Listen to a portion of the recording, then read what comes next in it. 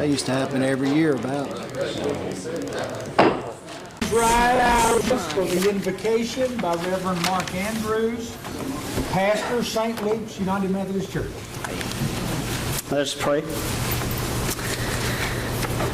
God of Abraham and Sarah, of Miriam and Moses, of David and the prophets, God of Paul and Silas, of Priscilla and Aquila. You call people into leadership, people who are both gifted and flawed, saint and sinner, bearing treasure in clay jars. Grant that those who lead our city, both elected and employed, may depend more fully on the grace and wisdom that you provide in abundance. Shower them with your blessings of mercy, that the treasure they bear may overflow for the good of all in our community. For we all are in need of the goodness of your grace. This I pray for the sake of your kingdom, which we now see in glimpses, but which we anticipate in glory. Amen. I pledge allegiance to the flag of the United States of America and to the republic for which it stands, one nation, under God, indivisible, with liberty and justice for all.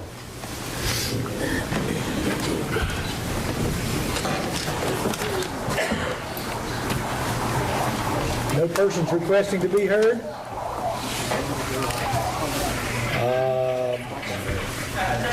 Motion to approve the minutes of January 21st. Do you have any special presentations? I don't see any special presentation. Do you? Move approval of the minutes, January 21. Second. All in favor, please say aye. Aye. All opposed, no. That's unanimous. All members are present. That motion was by Lael and second by Patton. So Zagaroli? Did you point to Zagaroli? No. Who did? That was Patton, okay. Patton. Second by Patton. Motion to approve the Hickory City Council Subcommittee meeting of January 21st. Make a motion. Second. Motion by Guest, second by Seaver. All in favor say aye. Aye. All opposed, no. That's unanimous. Motion to reaffirm and ratify on second readings. So moved. Second. Second, yeah. Motion by Mrs. Patton, second by Mr. Lael. All in favor, please say aye. Aye. Aye. All opposed, no. That motion is carried. Consent agenda, anything to be taken off? Move to be approved. Second. Motion to approve by Mr. Meisner, second by Mr. Seaver. All in favor say aye. Aye. All opposed, no. Motion's carried. Public hearing number 1.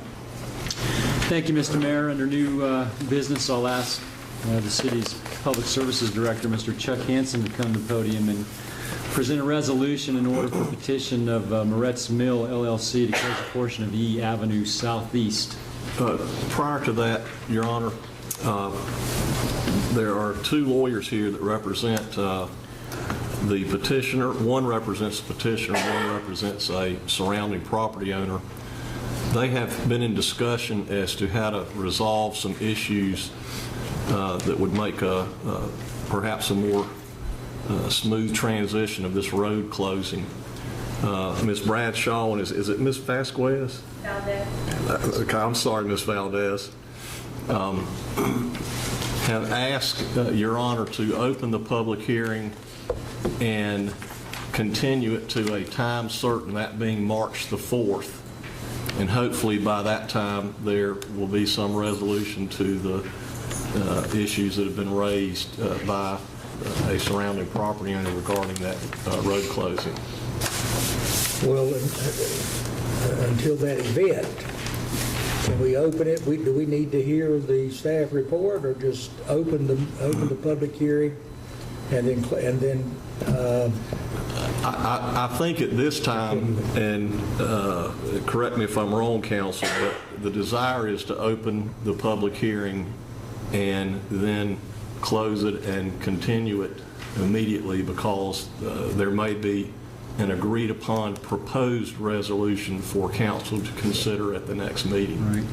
The staff report that you would hear tonight may may not be germane to the ultimate resolution. It's really up to you all. So what does opening it and continue it accomplish other than, rather than just waiting and announcing a public hearing March 4th? If you do not open it, then it's got to be re-advertised. If you open it and continue it to a time certain, then it doesn't need to be re-advertised, and then... And how much does re-advertising cost us? $500 or I have no idea. $600? Yeah, I make a motion that we re-advertise this at a point that the petitioner and the other property owner have reached some understanding. Would you like to hear, well, okay. The issue with that is by law, you have to advertise 4 weeks in advance of the public hearing. 4 consecutive weeks. So the soonest this body could hear the public hearing again would be at your March meeting, and we would have to go ahead and advertise it as being that is the time you're going to hear it. March, which meeting? March. First meeting in March, second meeting in March to meet all. Second meeting, so we lose 2 weeks. And I think both parties would prefer that it be put on for the March 4th hearing date because of some pending issues among both parties. Mr. Mayor, may I suggest that we open the public hearing, that we hear any comment from the public that might be here to speak on it, and then pending that comment, we consider whether to continue it or not to March 4th. I'll second that. Thank you.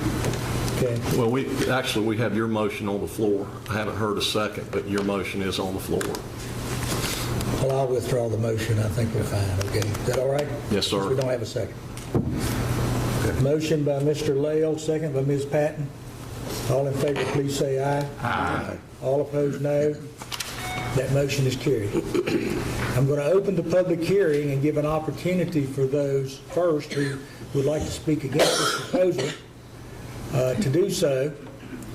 15 minutes to be divided among the speakers, and we ask that you be considerate of others' time. And then 15 minutes for those who desire to speak for the proposal. I declare the public hearing open and ask if there's anyone who would like to speak against this proposal. Is there anyone who would like to speak for this proposal?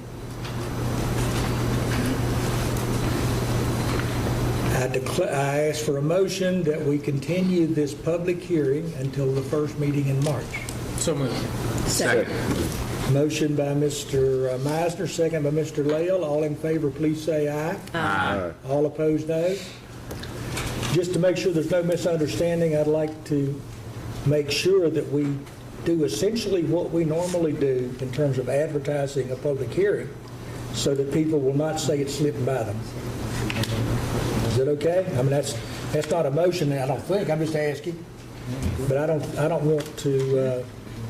it's a fairly nominal amount of money considering the public interest, I think.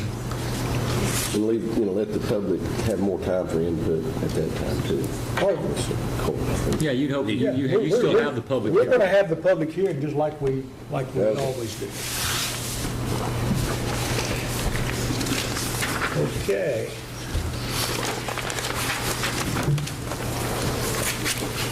Departmental report, number 1. We're not going to let Mr. Hanson off the hook. We're going to call him up to the podium to present to City Council the request to amend the parking ordinance relative to the farmers market and some changes that have been requested there.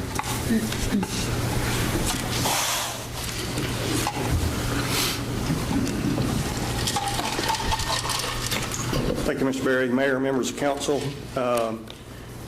The Farmers Market Committee has made a request to staff and council to change a couple of days or a day of the week and a couple of times for the upcoming 2014 Farmers Market. The quick slideshow here, just to remind you of the way we worked in 2013. There was a Wednesday and a Saturday market, 8:30 to 4 on Wednesdays. Saturday was 6:30 a.m. to 2 p.m.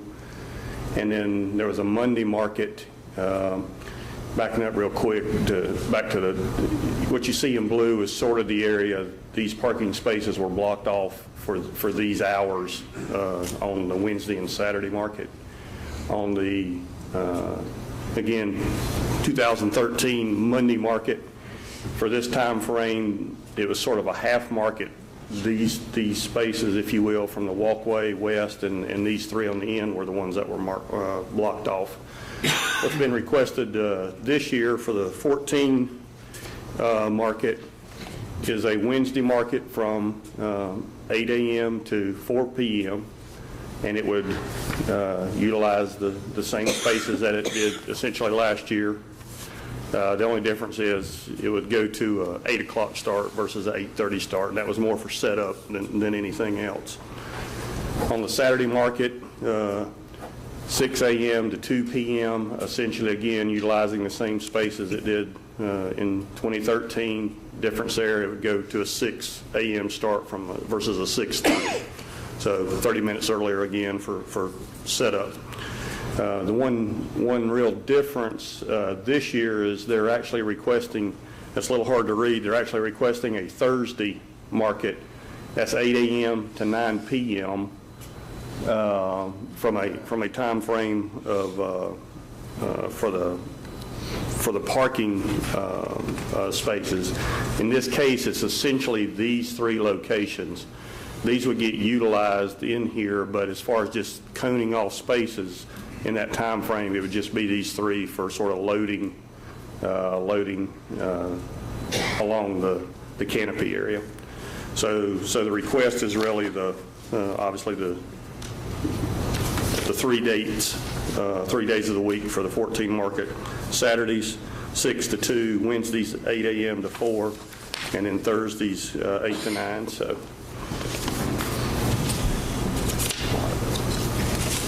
I have a question. So the market hours for Thursday will be 5 to 8 p.m. But we're not gonna allow parking for the first 8 hours of the day. I mean, we'd close off parking at 8 a.m. on those days. I'm sorry. 8 to 9, I believe. Yeah. 8 a.m. to 9 p.m. It's 8 to 5, 8 to 9 a.m. Thursdays.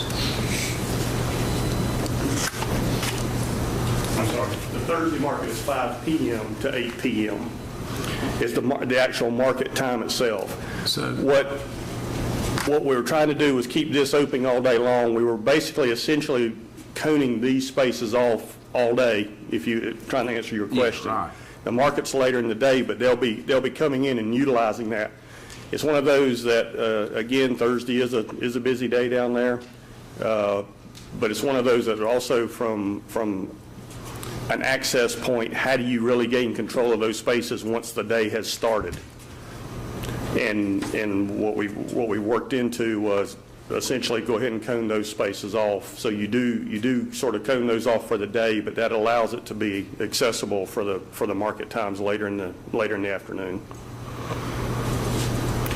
What do the downtown merchants think about these move hours and losing those parking spaces? Well, from the standpoint of this, you know, the initial request was to utilize more of this, and from a staff standpoint, we went back and said, no, we can't lose that many spaces during that day of the week, if you will. And so from an enforcement standpoint, it got to be, looks like we could get to secure those 3 spaces for access in the area. The rest of them would just have to be utilized as they opened up, and the market would have to. Okay, just those 3. Just these 3 right here is the ones that are actually coned off for those hours that we're looking at here. But the market is actually 5 o'clock to 8 p.m. Thursday evening, if you will.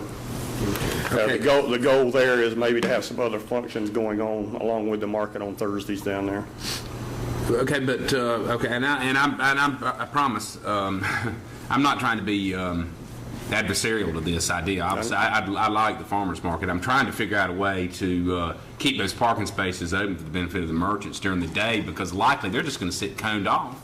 But they won't set up for the market until 2 hours before the market at 3 p.m. And so the question gets into, if you do have that space utilized at Do you have to tow? Do you have to tow? You have to- That's And the then- trade-off. Yeah, right. Well, no, I guess my question is, they're not being left open for the benefit of actual vendors to set up there, are they? They're being left open for access along, in and out of the Yeah. canopy space. Right, I understand. Okay, so, but the current access to get on Union Plaza is further towards Union Square, right there. Right. Can they not access it there? Again, from a travel distance, that's possible. It's just a little longer travel for them. That's what it boils down to. To set up, no, they can access in. from there to get to, Again, to set up. If someone was to drive down through here and unload, that's a pretty straight shot. For someone to drive in here, they're going to have to make their way around probably and come in the center. There's not quite the maneuverability around the cannon area to get. I mean, there's walking space here and there's cart space. There's probably not driving space there. So part of the discussion is you know, the travel distance to load and unload in that area. But yeah, that was the challenge. Is if you cone those off, you start coning those off at in the afternoon. How do you really? How are you sure you're going to make it without somebody standing there all afternoon waiting for it to open up to cone it off or towing somebody? Yeah. Have you given any thought to just swapping those three spaces for the designated area for no parking on the other end of that, and just swapping those two? Here? Have the no parking where the three cars are and have three spaces there? Well, this area is kind of hard to see, obviously, on this, but the reason this is coned off, it is used for a little bit of loading and unloading for some of the stores temporarily with a truck running, but this is actually fire access along all the fronts of those stores. So that is the reason that's not parking today.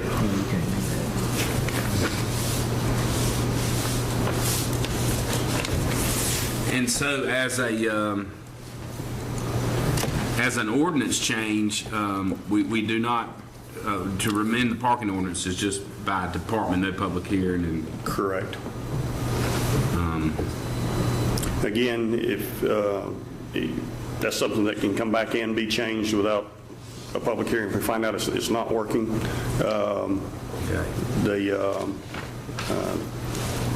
Again, we do have a little time if we need to have another conversation or something with the market.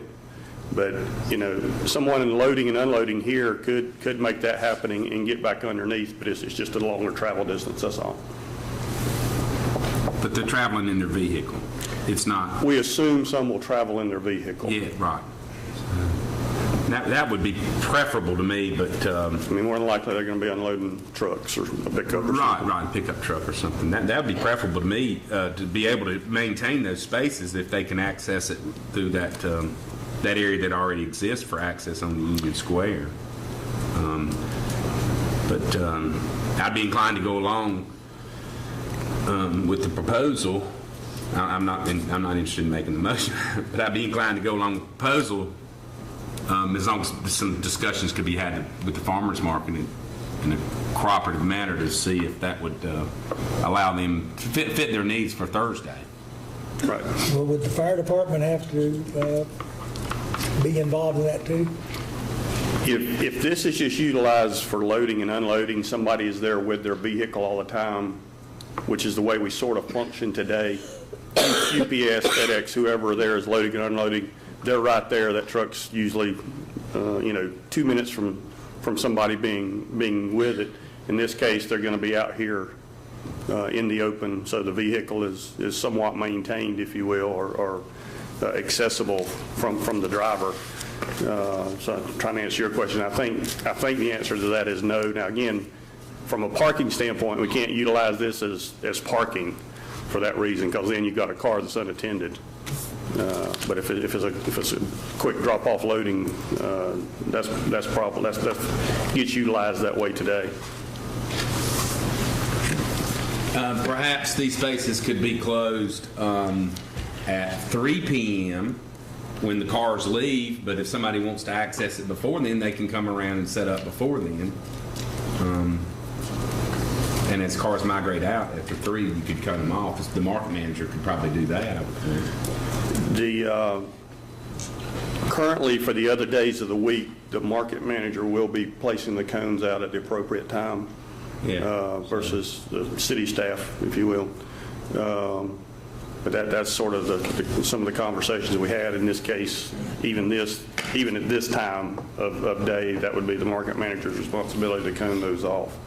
And so, again, what we got into, if it's a parking ordinance, and which it has to be officially closed on a routine basis and advertised, because all of this has to be signed also. So we have to build the signs to allow folks to realize what the times are. And so from that standpoint, it's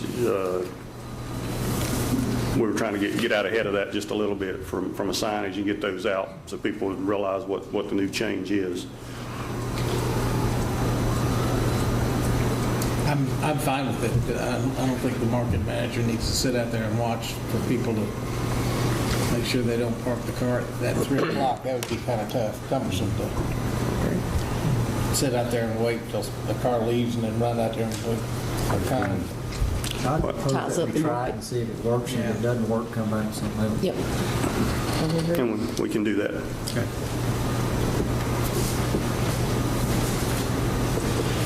So we're talking about 3 p.m. to 9 p.m. now, right?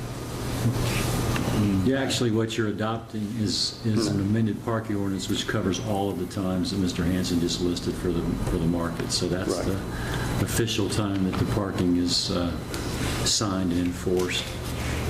And then the second item is actually the special event application that the farmers market brings to you every year to establish their schedule to get your approval to actually use the sales for the market. So you need to take action if you choose to on both A and B. Separately, Yes. I make a motion that we approve item 1A. Second. Any discussion? All in favor, please say aye. Aye. All opposed, no. That's unanimous. Motion by Meisner, second by Patton. I move approval of 1B. Second. Motion by Patton, second by Guess. All in favor, please say aye. Aye. All opposed, no. That's unanimous. The second departmental report, I'll ask the city's Assistant Public Services Director, Mr. Kevin Greer, to come to the podium, and Mr. Greer is going to present an agreement for professional services with HDR Engineering in the Carolinas in the amount of $288,000, and the company that is being selected or recommended is going to do some design work that will serve the Murray Basin and the Hickory's sanitary sewer service area. Mayor Wright, members of council, Mr. Berry, Mr. Crone, good evening, and thank you for allowing me to speak tonight regarding the professional services agreement we have proposed with HDR Engineering of the Carolinas for our Murray Basin. Now, the Murray Basin, as we know it, is, just to give you some landmarks, this is Springs Road area, this is Old 70, and here is Section House Road. So it's this area right here, and to kind of nail it in a little further, here is Arndt Middle School, Colonial Heights Subdivision, Thornton Hills Plantation, and then of course here's McDonald Parkway. So that's just to kind of familiarize you with where we are. The Murray Basin itself really is started developing in the early 1970s, and it consists of a good mix. There's some industrial flow that's there. There's of course institutional with the schools, several restaurants, which would be the commercial, and then of course quite a bit of residential just kind of here and there, as you saw. The customer base that's there now is served one of 3 ways. The first way, of course, is City of Hickory directly. In other words, we maintain the lines, we get the sewer at our treatment plant, and of course we operate full service. The other is on-site septic. Part of this is outside the city. We do have lines in that area, but part of it's outside the city, so a good portion of this area is on-site septic right now. Again, think this is in the 1970s, so you're 40 or so years into septic tanks. You know, anytime after really 20 years, you're kind of working on borrowed time when it comes to a septic tank. And then the other way is City of Hickory services the lines, but we actually pay another provider to treat the sewer for us before it's discharged. The advantages that we have to looking at this area are several. The first one is the trunk sewer already exists in that basin to serve it. So along Lyle Creek, which is right here, it kind of picks up at Springs Road and runs all the way down. This is Lyle Creek. We actually have a sewer line that runs that entire length. So we have a sewer line that runs the entire low part of this whole watershed. The second is future development potential. Again, I hate to keep scrolling back and forth, but if you look as far as what's city now, of course, a portion of this is in the city. Here is Arrowhead subdivision. It has city services. This is Maybrook subdivision. It has city services. And then in this area is part of the city. But if you look at all the lots, and of course the large area that's left that could be developed, there's quite a bit of potential in that area. The second is, the third is reduction in current cost of operations. There are 2 flow meters and 3 pump stations in that same basin. So what we're looking at is actually taking that stuff out and replacing it with 2 pump stations that are new, that have energy efficient motors. Of course now the stations that are in there are 20 to 30 years old, so we're spending a lot of time maintaining those pump stations. So this just helps us with that cost of operation. Available treatment capacity, we're looking at either one of our plants. The one that I prefer, of course, is our Henry Fork wastewater plant. It's a 9 million gallon a day plant, currently flowing just over 2. So it'd really be nice to get part of this flow back to that facility to help us better utilize our own facility. And then, of course, lastly, and this is self-serving, it would simplify our DENR reporting. And in that, what happens is every year we have to report with our local water supply plan. With having wastewater going different ways, it really complicates that plan. And then the third part, or the second part of that, is our flow tracking. Anytime we do a wastewater permit application, we have to do flow tracking. The more steps you have to go through, the more complicated it gets. So, of course, it would simplify that for us. What we're requesting from council tonight is to approve the proposed agreement that we have in the agenda package with HDR Engineering of the Carolinas for our Murray Basin project. And again, this would, the goal of this project is to actually install infrastructure where we could treat all of that sewer at our own facilities versus subcontracting part of that. And it would allow for development in that area that then we could completely control. Now, any new development that comes in, are they still allowed to put in septic tanks if they're not in the city? Yes. They still can? If the service is not available. Because we don't have sewer in that whole area, but we have the main trunk sewer in. We had the expensive part done. So we're asking for A of this, of course, is approval of the proposed agreement that we have in front of you for HDR. The second part, B, would be the capital project ordinance, which would be the money part of that. Now, we did budget this project in our capital budget for this fiscal year, so we have the money in our budget. We were working through the study last year, and of course, we were planning on design this year. So what we would respectfully request is approval of the engineering agreement and the capital project ordinance. And with that, I'll be glad to answer any questions that you may have.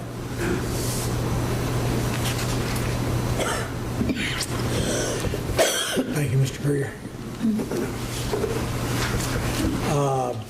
Well, I'll make a motion that we approve the agreement. Second. Motion by Wright, second by Seaver. All in favor say aye. Aye. All opposed, no. That's unanimous. Do a motion to approve the budget transfer. I move approval of the transfer. Second.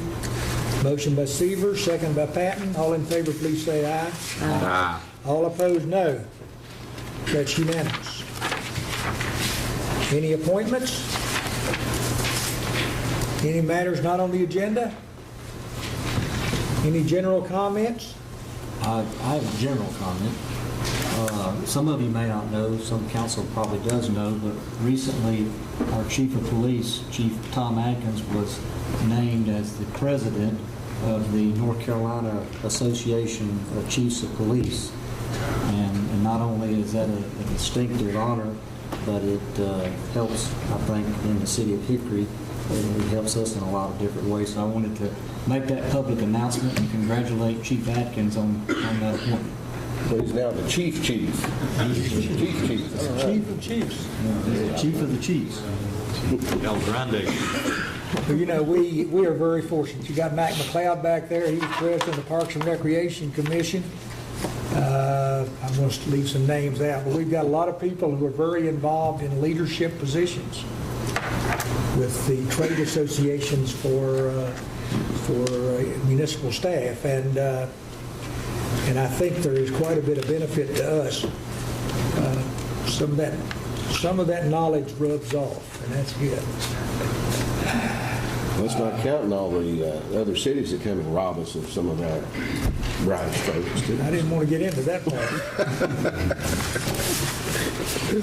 On general comments, I'd like to also say that on Friday, we unveiled proposals for inspiring spaces. We need to turn our population growth in a positive direction. We need to turn our job growth into a positive direction, and we've got to grow one to grow the other. We called it at that point a start of dialogue. No decisions were made, no votes were taken. But the dialogue has started, and if my emails are any example, we're going to have a vigorous dialogue. And that's good,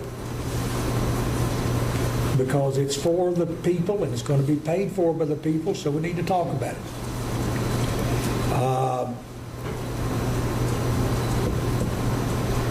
We've had some conversations with some of the people across the state who have done similar things, and what we hear is positive, that upon embarking on these kind of ventures, that the people start feeling better about themselves and they get enthusiastic, and good things happen.